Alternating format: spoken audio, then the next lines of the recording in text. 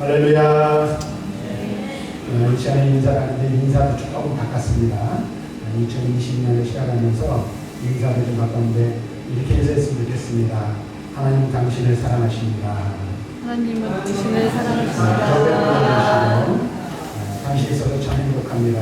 당신이 있어서 참 행복합니다. 참 잡으셨습니다. 참 잡으셨습니다. 할렐루야. 우리 하나님 우리를 사랑하시고 나를 사랑하시고 여러분의 분들을 사랑하시는 줄로 믿습니다. 우리 서로 사랑하며 또 한 해를 보낼 수 있기를 주님의 이름으로 간절히 축원합니다. 앞에서 말씀을 드렸습니다만 2020년 새해를 시작하면서 우리 교회 표를 기도로 다시 세웁시다 라는 표 주제를 정하였습니다. 지난 1년 동안 제가 기도하면서 여러 가지 많은 부분들을 생각을 해오던 것 중에 하나가 먼저 사실은 제 개인의 기도 시간들이 하나님 앞에서 좀 회복되었으면 좋겠다라는 생각들을 많은 시간을 갖고 고민하는 것이 되었습니다. 늘 고민인 것은 기도의 폭과 그 깊이가 넓은가 좀 더 깊어지고 넓어지고 혹은 좀 커졌으면 좋겠는데 그렇지 못한 아쉬움과 갈급한 마음이 제게 있었습니다. 뿐만 아니라 늘 기도하며 하나님과 교통하며 살기를 원하지만 너무나도 많은 시간을 동안 분주함과 바쁘다는 이유와 핑계로 많은 시간 또는 오랜 시간 깊은 기도의 시간을 갖지 못했던 저 자신을 돌아보면서 하나님과의 이 교제의 관계가 가장 먼저 회복되어야 되겠다는 생각을 갖게 되었습니다. 뿐만 아니라 오늘 새벽에도 마찬가지로 새벽에 기도를 하고 수요일에 우리가 기도회를 모여서 함께 말씀 듣고 기도할 때도 보면 있어야 될 분들 자녀를 지켜야 될 분들이 그 기도의 자리를 지키며 기도의 사명을 감당해야 되는데 점점 시간이 지나고 그 시간이 흘러가면서 사명의 자리에 있어야 할 분들이 그 사명을 지키지 못하는 안타까운 모습을 볼 때 지금 불같이 일어나는 기도의 역사가 우리 교회 가운데 있어야 되겠다. 그래서 이런 마음의 소원을 두고 한동안 기도를 해오다가 2020년을 다시 한번 시작해보는 그런 한 해가 좀 됐으면 좋겠다. 그래서 내 자신이 먼저 하나님 앞에 부르짖어 기도하고 우리 성도들이 함께 부르짖어 기도해서 기도의 제단을 다시 세우고 기도의 제물로 자신을 바쳐 하나님 앞에 드림으로 말미암아 하나님께서 역사하신 그 놀라운 능력들을 경험하는 그런 한 해가 되었으면 좋겠다라는 것을 소원하는 마음을 가지고 2020년 표를 이렇게 세웠습니다. 이 소원이 저의 소원이 되기를 바라고 여러분들의 소원이 될 수 있기를 바랍니다. 여러분들의 마음의 결단이 되고 저의 결단이 되어서 2020년도에는 어떠한 상황과 환경 가운데 있든지 기도하는 일을 열심히 하고 기도하는 시간을 더 많이 투자하고 더 가까이 하나님 앞으로 나아가 기도를 봐야 한다. 교통하고 교제하고 하나님께서 엘리야의 제단 위에 불러 임하시고 응답하신 것처럼 오늘 하나님 우리 모든 성도들 그리고 우리 교회가 하나님의 불같은 그 역사하시는 은혜를 경험하고 응답을 경험하는 그런 한 해가 되기를 먼저 주님의 이름으로 간절히 축원합니다. 그런 마음을 가지고 사실 이 표를 정했어요. 오늘날 갑자기 그냥 뚝딱 정한 거예요. 오랜 시간 고민하다가 기도하면서 이 표를 정했는데 함께 여러분 힘써주시고 당장 내일부터 다시 한번 말씀드립니다. 당장 내일 새벽부터 이제 2020년 첫 달 첫 주일을 지나고 3일 동안 월삭 기도를 하는 것도 드리려고 하는데 여러분 오늘 좀 일찍 주무시고 내일 아침에 새벽에 나오셔서 함께 기도하는 그런 시간을 먼저 갖는 것부터 시작하면 참 좋겠다라는 생각을 합니다. 그래서 성경을 읽어보다 보면 기도에 관한 많은 이야기들을 하는 것들을 우리는 할 수가 있습니다. 또 여러분들이 익히 많이 들어왔을 줄로 믿습니다. 그런데 사무엘상에서 사무엘 선지자는 12장 23절에서 이런 말씀을 하고 있습니다. 이스라엘 백성들을 향하여 자신의 마음을 이렇게 밝힙니다. 나는 너희를 위하여 기도하기를 쉬는 죄를 여호와 앞에서 결단코 범하지 아니하노라.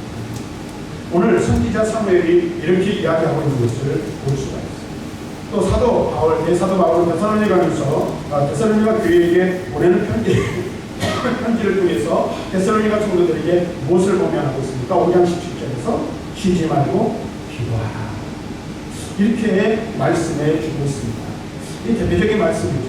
근데 우리가 성경을 읽어 내려가다 보면 예수님께서도 많은 사도들을 통해서 선지자를 통해서 기도의 모범을 보여주시고 기도하라, 기도를 이렇게 하라 또는 기도할 때 어떤 일들이 일어나는지에 대한 많은 이야기들을 하고 있는 것을 볼 수 있어요. 그래서 우리에게 무엇을 권면하고 무엇을 말씀해줍니까? 기도해야 한다라고 말하고 있고 끊임없이 기도하는 삶을 살아갈 것을 성경을 통하여 우리에게 권면해 주고 있습니다. 자, 그렇다면 성경은 왜 이토록 우리에게 수없이 많은 부분을 할애하여 기도에 대한 권면을 해주고 있는 것입니다. 여러분, 기도라는 것이 도대체 무엇이라고 생각합니까? 이제 다시 나중에 한 번 더 구체적으로 우리가 살펴보겠지만 제가 기도에 관한 이야기, 말씀을 전할 때마다 전한 것 두 가지가 있어요. 그 하나는 무엇입니까? 기도는 우리가 잘 아는 대로 하나님 앞에 청구권을 가지고 나아가는 거죠. 그 하나님 앞에 우리의 사명, 우리의 형편, 우리의 원하는 것들을 아내는 거예요. 근데 기도에 중요한 요소가 하나 더 있다고 했어요. 그것이 무엇입니까? 내가 하나님 앞에 무엇인가를 아뢰면 그 일들에 대해서 하나님이 나에게 무엇이라고 말씀하시는지, 그 강구하는 것들에 대하여 어떻게 하나님의 말씀을 해주시는지 듣는 것이 있어야 된다. 그래서 때때로 묵상기도도 필요하고 부르짖어 간구하였으면 그 다음에 하나님이 내게 말씀하시는 그 말씀을 듣는 그 시간이 무엇보다도 중요하다라는 말씀을 드린 적이 있습니다. 근데 또 하나 중요한 것이 있다. 제가 이제 이 올해 9월을 세워놓고 작년 연말부터 이제 기도에 관한 제 서재에 있는 책들을 다 끄집어내서 이제 책들을 참고하고 있는데, 팀 켈러라는 분은 기도에 관한 이 두꺼운 책을 썼는데 이 기도가 무엇인가 적어내는 여러 사람들의 저기를 끌어오고 그것을 설명하면서 그 가정 중에 하나 중요한 것을 이야기합니다. 기도란 무엇인가? 하나님께 응답하는 시간이다 라고 정의를 내고 있는 것을 책 소개에서 볼 수가 있었어요. 무슨 말입니까? 하나님께 우리의 형편과 처지를 아뢰는 거예요. 그리고 그것이 기도하며 나아가는 거예요. 그럼 하나님이 그에 대해서 말씀하시라는 거죠. 하나님 우리에게 무엇을 말씀하시는지 들어야 돼요. 근데 들었으면 어떡합니까? 하나님의 음성을 들었으면 제가 그렇게 살겠습니다. 그렇게 하겠습니다. 예하고 순종하는 것. 야매하고 하나님의 뜻에 자신을 복종시키고 굴복시키는 것이 기도라는 뜻으로 말씀하고 있는 것을 볼 수가 있었습니다. 이러한 것들, 다시 말하면 기도라는 것은 우리가 잘 아는 대로 하나님과의 영적인 교통과 교제이잖아요. 이것을 통해서 우리는 하나님의 은혜와 능력을 공급받을 뿐 아니라 우리를 향하신 하나님의 거룩하신 뜻을 깨달아 우리가 그리스도인으로 하나님의 거룩한 백성으로서 어떻게 살아가야 할지를 결정짓는 중요한 순간이 바로 기도의 시간이라고 말할 수 있습니다. 그렇다면 다시 말하면 만약 우리가 그리스도인이라는 이름을 가지고 이 세상을 살아가지만 우리의 삶 속에서 기도의 시간들이 없다면 우리는 우리를 향하신 하나님의 뜻을 깨닫지 못하여 하나님의 거룩한 백성으로서의 합당한 삶을 살아갈 수 있는 능력을 상실하게 되어버리고 합니다. 왜 그럴까? 나를 통하여 나를 향하신 하나님의 뜻을 우리는 알지 못했기 때문에. 무엇을 통해서요? 물론 이 하나님의 말씀을 통해서 그리스도인이 어떻게 살아가야 할지를 깨닫지만 끊임없는 주님과의 교통의 시간, 교제의 시간인 기도의 시간을 통하여 우리의 형편과 처지를 하나님 앞에 아뢰고 하나님 그 일들에 대하여 말씀하시고 그 말씀하시는 것을 통해서 내게 나를 향하신 하나님 뜻, 다시 말하면 오늘 하루를 살아갈 때도 하나님 오늘 내가 어떻게 살아가기를 원하시는지 그 뜻을 깨닫고 거기에 응답함으로 하나님의 백성으로서의 온전한 삶을 살아갈 수 있고 삶의 자리로 나아갈 수 있게 된다는 겁니다. 다시 말하면 저와 여러분들이 온전한 그리스도인으로 살아가기를 원하고 참다운 그리스도인 하나님의 거룩하신 뜻을 행하며 능력 있는 그리스도인의 삶을 살기를 원한다면 주님과의 깊은 기도의 시간들, 주님과 교통하며 주님의 뜻을 깨닫고 그 뜻에 응답하는 시간들이 우리에게 늘 있어야 합니다. 그래서 기도의 시간들이 깊어지고 주님과의 교제가 깊어지면 깊어질수록 어떻게 우리의 믿음이 깊은 자리에 나가고 우리가 더 큰 능력을 얻어서 능력 있는 그리스도인의 삶을 살 수 있게 된다라는 사실입니다. 이거 이렇게 중요한 거예요. 그래서 오늘 우리는 만약 우리가 하나님 앞에 기도한 삶을 온전한 기도의 삶을 살지 못했다면 어떻게 해야 돼요? 다시 한번 우리 자신을 돌아보고 돌이켜보고 어디서부터 어떻게 잘못되었는지 우리 자신을 점검해보고 다시금 기도의 재단을 쌓고 하나님 앞에 기도하는 자리로 나아가야 합니다. 그래서 나 자신이 어떻게 해요? 나 자신이 하나님 앞에 기도의 재단을 쌓을 뿐만 아니라 내 자신을 기도의 재단의 제물로 바쳐 기도의 제물이 되어야 합니다. 그리고 그 기도의 재단의 제물로 나를 바칠 때 응답하신 하나님의 불같은 역사를 경험하는 삶이 우리를 나오고 있어요. 이런 마음들, 이런 결단들이 오늘 저와 여러분에게 있기를 원합니다.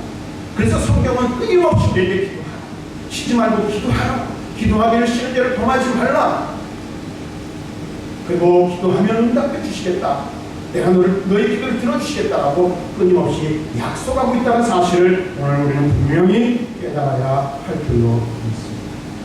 그래서 오늘은 이제 우리가 열왕기상 18장 37절과 38절 말씀만 읽었지만 오늘 엘리야의 이 갈멜산의 이야기를 통해서 하나님께서 우리에게 말씀하시고자 하는 것들이 무엇인지를 먼저 살펴보고 그 다음에 이 말씀 말미에 나오는 우리가 어떻게 하나님 앞에 다시 세워져야 할 것인지에 대한 부분을 살펴보기를 합니다. 사실 열왕기상 18장 굉장히 유명한 성경 구절 중에 하나입니다. 왜 그럴까요? 우리가 잘 아는 대로 갈멜산 전투의 이야기가 나옵니다. 일명 거기 전투라는 말이 안 나오는데 우리가 붙인 거죠. 전투라는 이야기가 나오기 때문에. 여러분들 잘 아시잖아요. 바알과 아세라 선지자 850명과 엘리야 한 사람, 선지자 한 사람이 결투하고 있는 장면을, 대결하고 있는 장면을 이 열왕기상 18장에 기록되어 있는 것을 알 수가 있어요. 이 이야기를 통해서 우리는 무엇을 깨닫습니까? 바알에 대하여 하나님께서 어떻게 승리하셨는지를 보여주고 있는 장면이 여기에 기록되어져 있어요. 그런데 우리가 먼저 이 말씀을 살펴보기 전에 앞뒷장의 말씀을 주목해 볼 필요가 있는 것을 알 수가 있습니다. 이 말씀은 18장이 중심이지만 17장과 19장이 그 양쪽을 받들고 있는 것을 알 수가 있어요. 그리고 그 가운데 18장이 기록되어 있어서 중심을 이루고 있습니다. 먼저 17장에 어떤 내용이 기록되어 있습니까? 바알에 대한 승리의 암시와 엘리야의 선전포가 기록되어져 있는 것을 보게 돼요. 그리고 엘리야의 은신과 갈멜산 전투의 과정이 여기서 준비되어지고 있다는 것을 우리는 알 수가 있습니다. 그래서 그 선전포고의 예로 어떤 것을 엘리야가 이야기합니까? 바알과 아세라를 음란하듯이 섬기고 있는 이 아합에게, 그리고 이스라엘에게 무엇을 말합니까? 이스라엘의 북이스라엘 범죄로 말미암아 하나님께서 말씀하시기 전까지는 이 땅에 무엇이 내리지 않을 것이다? 비가 내리지 않을 것이다. 이렇게 선전포고를 하고 있는 것을 볼 수가 있어요. 그런데 그 이야기가 18장에서 어떻게 해요? 하나님께서 불로 응답하시는, 엘리야의 제물을 받으시고 불로 응답하시는 그 결과로 이 가뭄이 그치고 해소가 되어지는 거예요. 그리고 19장에는 이제 미래를 조망하는 내용으로 기록되어져 있는 것을 볼 수가 있습니다. 이 이야기를 우리가 다 아는 이야기.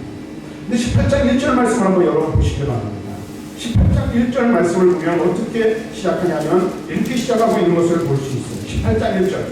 많은 날이 지나고 제3년에 여호와의 말씀이 엘리야에게 임하여 이르시되 너는 가서 아합에게 보이라. 내가 비를 지면에 내리리라.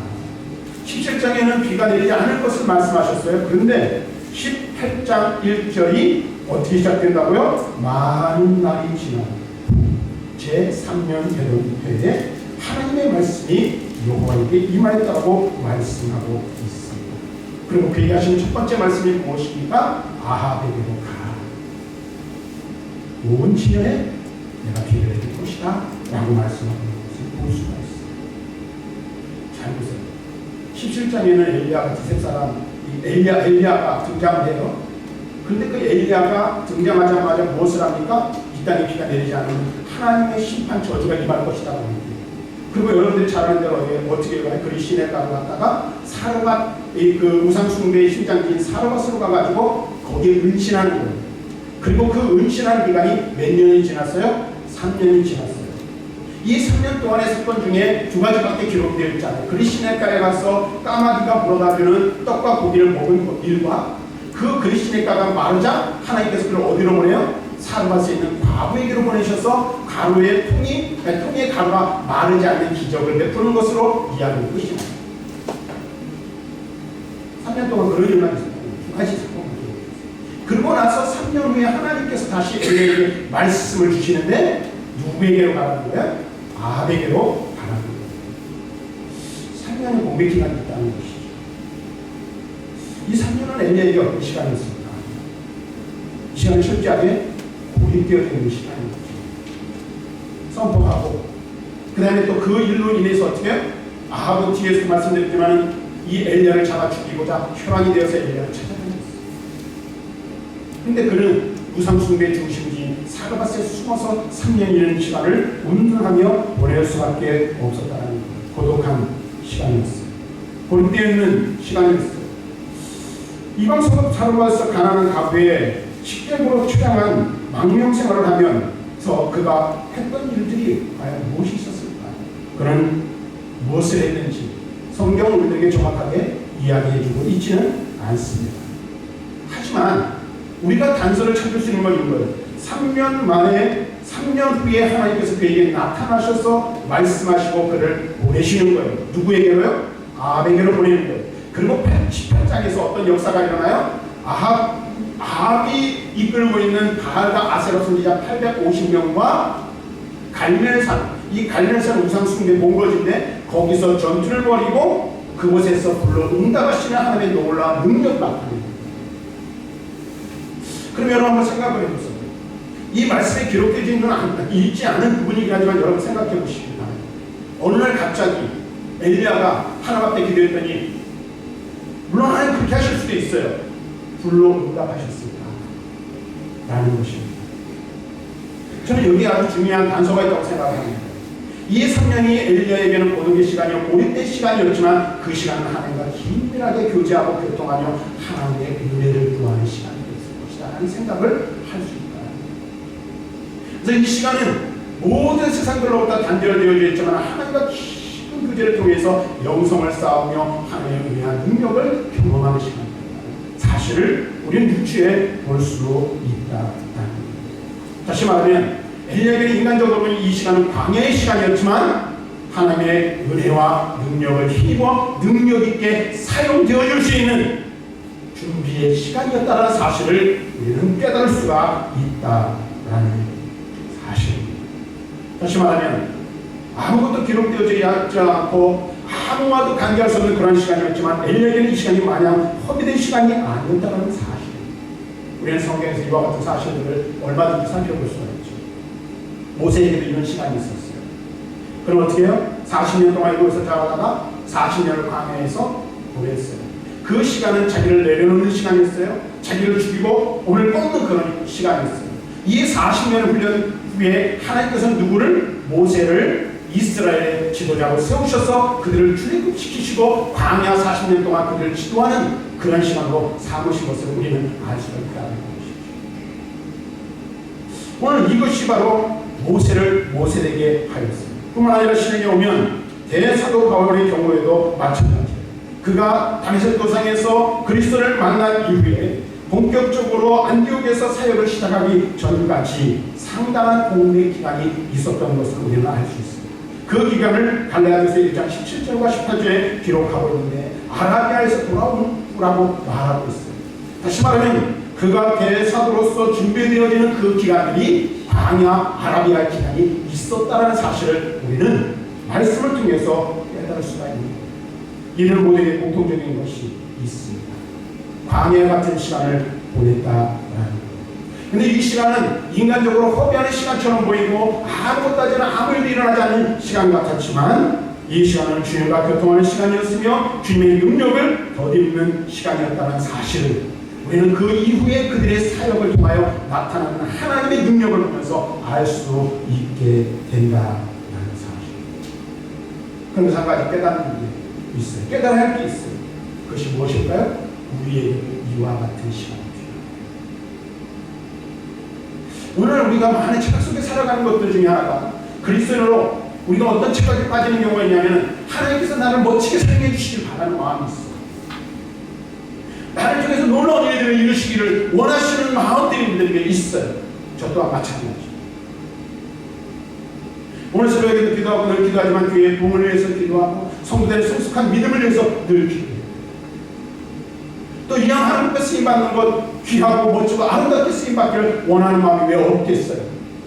그런데 그것만 가지면 아무것도 할 수 없다. 무엇이 필요합니까? 하나님께 쓰임받기 위해서는 광야와 같은 시간을 보내야 한다는 사실을 우리 여기서 알 수 있습니다. 광야의 훈련 기간이 있은 다음에 모세가 쓰임받은 거죠. 엘리야에게도 하나님의 부르심을 받아 그가 하나님의 말씀을 선포한 이후에 3년 동안 오늘 사르밧 나무의 집에서 머물러 있었던, 주님과 교통하며 교제의 시간을 가졌던 그 시간이 있었던 것처럼 우리가 하나님 앞에 이 시대 가운데 쓰임받고 우리 교회가 쓰임받고 우리가 정말로 하나님 앞에 붙잡힌 바 된 삶을 살기를 원한다면 주님과의 깊은 교제의 시간, 주님의 능력과 은혜를 덧입는 시간들이 우리에게 필요하다는 사실을 이 말씀을 통해서 우리를 깨닫게 된다는 사실입니다. 이와 같은 시간들이 있어야만 우리를 통해서 일하시는 하나님의 능력을 경험하고 이것을 세상에 드러낼 수 있다는 사실을 우리는 분명히 알아야 하는 것입니다. 여러분들도 마찬가지입니다. 하나님의 은혜와 복을 얻기를 원한다면 무엇이 먼저 선행되어져야 합니까? 이미 우리에게 은혜와 축복은 주어졌어요. 근데 그것을 나의 것으로 삼아 그것을 누리는 삶을 살기를 원한다면 어떻게 해요? 주님과의 영적인 교통함과 교제하는 시간들이 반드시 필요하다는 거예요. 그것 없이는 아무것도 할 수 없는 거예요. 그래서 우리는 주님과 깊은 교제의 자리로 나아가기 위해서 어떻게 기도의 시간들을 많이 투자해야 돼요. 많은 기도의 시간이 있어야 돼요. 기도를 통하여 주님께로 더 가까이 나가고 주님과 더 친밀한 시간을 가져야 할 필요성이 있다는 거예요. 저절로 되어지는 것은 아무것도 없습니다. 성경은 우리에게 분명히 말씀하고 있어요. 뿌린 대로 심은 대로 거두게 되어 있는 거예요.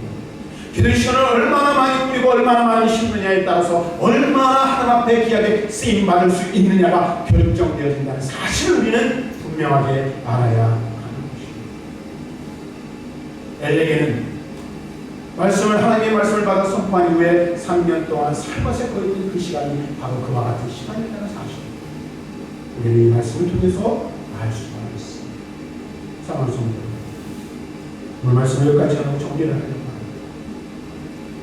저와 여러분을 통해서 하나님은 일하시기를 원하시고 우리 교회를 사용하시기를 원하고 우리 교회를 통해서 하나님의 귀한 역사들을 나타내시기를 원하십니다. 그렇다면 우리 무엇을 준비해야 합니까? 어떻게 우리가 하나님 앞에 쓰임받을 수 있겠습니까? 어떻게 여러분들이, 저와 여러분들이 하나님 앞에 멋진 하나님의 사용자로 사용자들로 사용되어질 수 있겠습니까? 그건 바로 하나님의 은혜와 능력을 입어야 하는 것입니다. 성령을 충만하게 받아야 됩니다.